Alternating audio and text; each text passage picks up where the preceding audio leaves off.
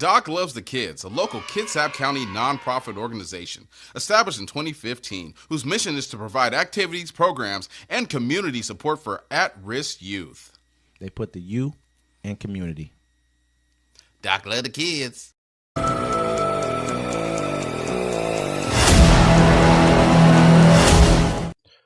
Welcome to Uncommon Courtesy, where we give you the courtesy of conversation that's uncommonly spoke of. I'm D-Mac. I'm Wesley. And this is the show. Don't forget to like, comment, and subscribe. Don't forget to catch us every Friday at 7 p.m. on the Friday Fix. Don't forget to catch us on our other shows, Civil Discourse, Plays and Parlays, and sticking here with us on our flagship show, Uncommon Courtesy. How you doing, Mr. Wesley? I'm good, man. I'm good. We just had a very, very interesting night last night with the House passing a massive a spending bill, I will look at it as, but they call it a tax cut. That's really going to affect a lot of America. Yep. And I think it's going to affect a lot more of their newfound constituents than anybody else. I mean, hey, man, people got to starve. That's what they voted for. That's what they voted for. Republican-led House passes Trump's agenda bill by a single vote. After weeks of internal GOP wrangling, the Republican-led House early Thursday passed the One Big Beautiful Bill Act, critical to advancing President Donald Trump's tax and immigration agenda. A smiling Speaker Johnson announced the massive measure passed by a single vote, 215 to 214, and was greeted with applause. He has struggled to get it done, as he had promised, by Memorial Day, before lawmakers go on recess. The sweeping package of tax cuts, Medicaid reform, and immigration spending delivers on many of the president's domestic campaign promises. Following debate that stretched Wednesday through the entire night and into early Thursday morning, the vote was a triumphant moment for Johnson, who conquered sharp divisions among his conference through a lot of prayer amid a historically low 3-vote majority. The bill gets Americans back to winning again, and it's been a long time coming, Johnson proclaimed during his speech on the floor moments before the final vote. It quite literally is again morning in America, isn't it? All right. Trump celebrated the passage of what he called the One Big Beautiful Bill in a social media post, calling it the most significant piece of legislation that will ever be signed in the history of our country. He said it fulfilled his campaign promise of no tax on tips, no tax on overtime. He has recognized the tax deductions when consumers purchase an American-made vehicle, funding for the Golden Dome defense system, and the Trump savings accounts incorporated in the legislation. Great job by Speaker Johnson and the House leadership, and thank you to every Republican who voted yes on this historic bill, Trump wrote. Now it's time for our friends in the United States Senate to go to work and send this bill to my desk as soon as possible, Trump added before slamming Democrats.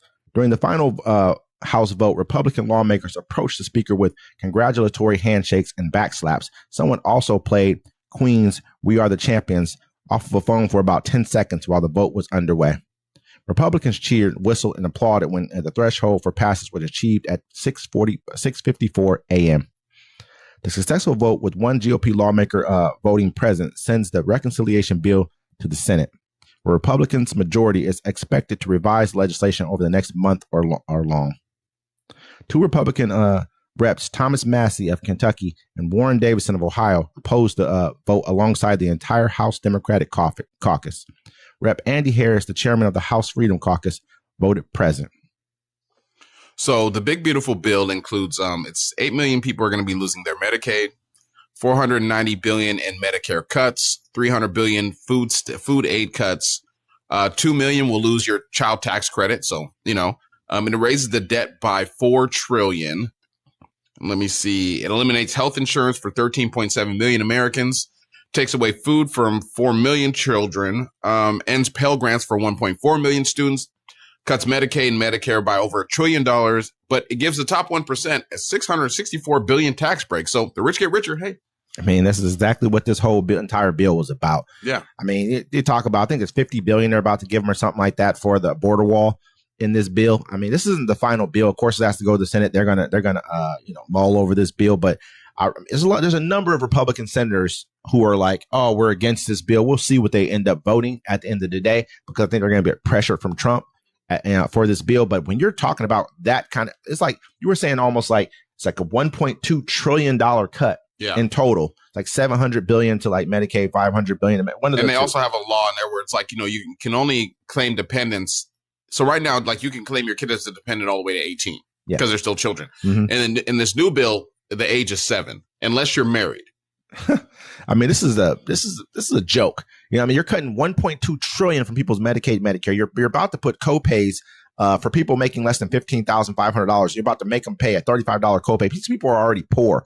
I mean, you're taking away, I think it's almost over $300 billion, about close to $300 billion in food assistance. This is going to hurt millions of American families. It's a joke. Well, the thing is, it's not, people be like, you may not be on food stamps. You may not feel like this is going to affect you, but you need to realize the community you live in. Because a lot of people use food stamps. A lot of they're called working poor, use food stamps. They use Medicaid because their jobs don't offer it. And I see a lot of people leaving their jobs to go get jobs that have benefits. And I see a lot of people, you're going to look like you got it, and a lot of people going to come get it from you. Because a lot of people get weird when they get hungry. I mean, and bigger than that, saying, not even bigger than that, right along with that saying right there is just that, I mean, there's a lot of working poor, and it's going to get worse right now. I mean, as the rich get richer, people don't seem to like keep pace with them. I'm not saying you have to stay as rich as them or be in the same bracket as them, but as they get richer, everyone else seems to get poorer. Prices still seem to rise. There's no like correlation between, rich get richer, so trickle down economics has never worked. We all know this. This has been a consistent theme throughout our history. Ever since Reagan and the rest of these guys got into office and started cutting tax rates, it's been a problem. Middle class has been gutted. It's been gutted completely. And you think that you're a part of a class that you're not a part of next thing you know, AI is going to come in and, artificial intelligence is going to come in and take your job. And then you're going to be looking at being a working poor. And those programs aren't going to be there anymore. They're going to be hard to pass. What do the rich people think they're going to do? I mean, you're stepping on the necks of everyday Americans. First of all, in America, we shouldn't be in a situation where this many people need welfare at all. At all. 44% of children are in need. They use SNAP and Medicaid. They're about to lose that. So that's a little less than half of America. We shouldn't be in this situation anyways, but we're in the situation because the greed of the million and billionaires and the corporate owners. And the government. So what do you think is going to happen once you take all this stuff away? Because we're not going to we might start to turn on each other a little bit, but then we're going to start looking at your house. Like, hey man, you got a lot of Christmas lights up this year. You got a lot of Halloween decorations up this year. Looks like you doing all right. And we're going to have to come after you. Think about it. The places you eat, that's where we work. They tend to keep people fighting with each other. They've been very good at keeping people fighting amongst ourselves. They've been very, very good at making this whole entire thing seem like it's you see that guy, that cookie on that guy's plate right there? That guy got your cookie. Why are they sitting here with a plate full of cookies? And no one, like I said, we're not mad at you about your wealth. No one's disparaging you for being wealthy, but we're disparaging greed. At a certain point in time, it gets to become greed. You don't even get free lunches to kids in school. Yeah, we're not even able to get breakfast and lunch to kids who go to school. And they have to be there. Yeah, it's crazy. You know what I mean? Like, but this is America. We pay taxes for these things to happen. They're talking about kicking a lot of this stuff back to the states. Whenever that's another thing I want you guys to always listen to too. When they talk about kicking something back to the states, the states don't have the money to pay for it. That's why the federal government is helping, because the states don't have the money to pay for it. This is the problem. There's a lot more red states that don't have the money to pay for it than anyone else. There's a lot of poor people there. What do you think those people are going to do? They're going to have to move to a state that does. And do they provide any kind of real like incentive? Like, do they come with a skill or a craft? Some of them may, some of them may not. But that's what's going to end up happening. And it's just a problem. This is a horrible bill. This is not helpful to anyone. They basically the reason why they cut all these things is not because they're fraud, waste, and abuse. Is lies. These are lies. The reason why they did it so they can pass the budget through reconciliation. The reconciliation process is basically where they can have a 51 to 50 or 49 vote and win. And this is how they can get it done. Reconciliation process means that basically they're saying that this bill will basically pay for itself over a certain period of time. And we know it won't. It's going to add trillions to the deficit. I don't even know who vetted this to even make it seem like it will be budget neutral, because it won't. And they know it. Even the Republicans in the Senate have said this. It's ridiculous that we're even sitting here having this conversation because it's a blatant lie. Well, I mean, this is what they told everybody. Oh, we're not going to cut SNAP or Medicaid or any of that. I mean, they told you what they lied to you about it. What did Trump say? What did he say? He said kids will have more food with this. He said, one more time, please. Trump said, hey, kids will have more food when we cut SNAP. He said the kids will have more, people will have more food when we cut SNAP.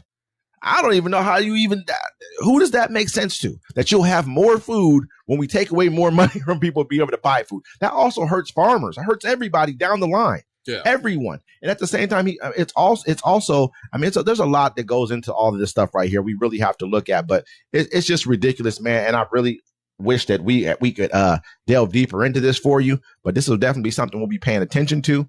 Oh yeah. We're going to keep you updated on it too, because I mean, we're going to see the effects in the streets. Truly. So here